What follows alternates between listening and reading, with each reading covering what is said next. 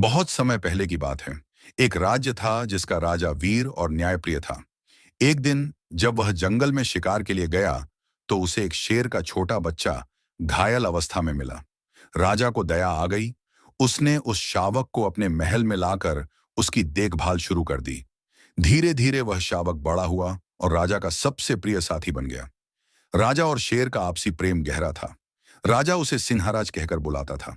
दोनों रोज साथ में महल में घूमते, बगीचे में खेलते और कई बार शेर राजा के साथ दरबार में भी बैठता। लोग हैरान थे कि एक खूंखार जानवर इतनी वफादारी और प्यार से राजा के साथ रहता है। हालांकि राजा और शेर की इस दोस्ती से दरबारी घबराते थे। वे सोचते थे कि अगर शेर कभी क्रोधित हो गया तो राजा की जान भी जा सकती है। उन्होंने राजा के मन में डर पैदा करने की योजना बनाई। एक मंत्री ने राजा से कहा, महाराज, यह शेर चाहे जितना भी पालतू हो, पर यह जंगली जानवर ही है।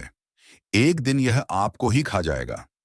राजा हंसकर टाल देता, पर धीरे धीरे उसके मन में संदेह घर करने लगा। एक दिन दरबारियों ने राजा को यह परीक्षा लेने के लिए उकसाया कि शेर वास्तव में वफादार है या नहीं। उन्होंने कहा, अगर यह वफादार है तो इसे बिना किसी आदेश के आपके खिलाफ हमला नहीं करना चाहिए।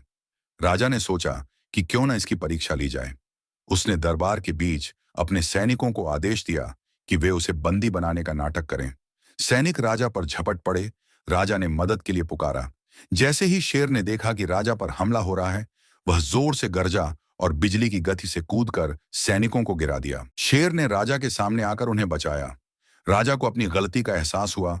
राजा को एहसास हुआ कि उसके दरबारी बेवजह उसकी सोच को प्रभावित कर रहे थे।